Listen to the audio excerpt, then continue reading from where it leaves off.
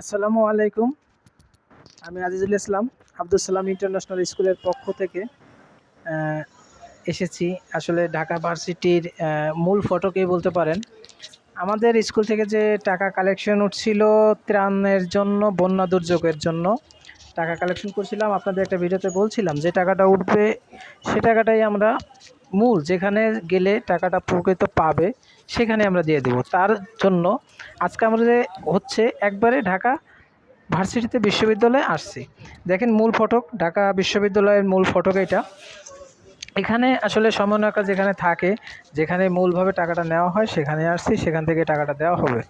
তো দেখেন টাকা দেওয়ার কিছু প্রসেসিং থাকে, আসলে সেটা করছি।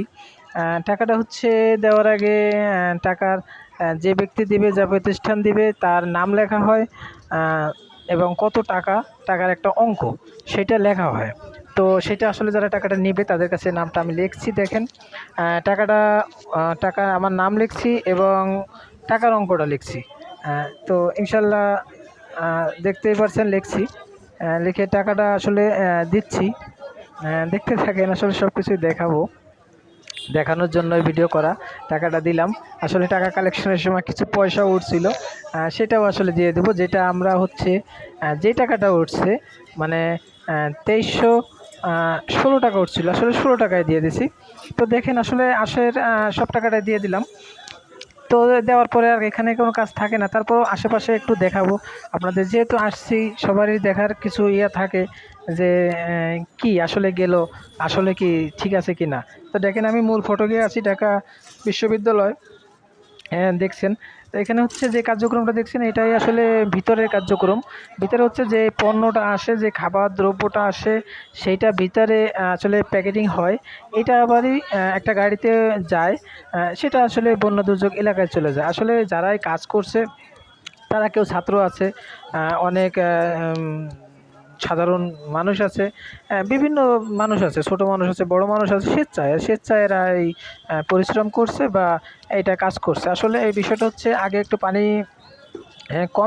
বেশি ছিল, তার জন্য শুকনো খাবার দিয়েছিল অনেকে।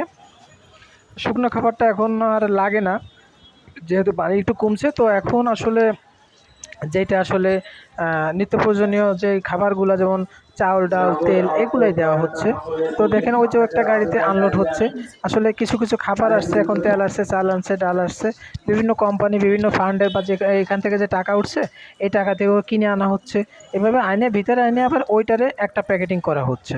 করার পরে ওইটা আবার মনে করেন একটা গাড়িতে উঠছে, ওইটা আসলে চলে যাচ্ছে বন্যা দুর্যোগ এলাকায়। এই দেখেন একটা গাড়ি, এটা তেলের গাড়ি। আসলে এই তেলের বড় বড় কার্টন আসছে, একটা কার্টনে 10টা 12টা তেলের বোতল আছে।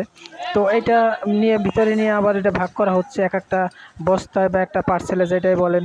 এইটার ভিতরে মনে করেন কিছু সব কিছুই থাকবে মিক্স করে, চাল, ডাল, তেল সব কিছু দিয়ে দেওয়া হবে। তো ইনশাল্লাহ আমাদের সাথে থাকেন, আমাদের চ্যানেলটা সাবস্ক্রাইব করেন, আমাদের পাশে থাকেন, আরও কিছু ভিডিও দিব, সবাই দেখতে পারবেন। আল্লাহ হাফেজ।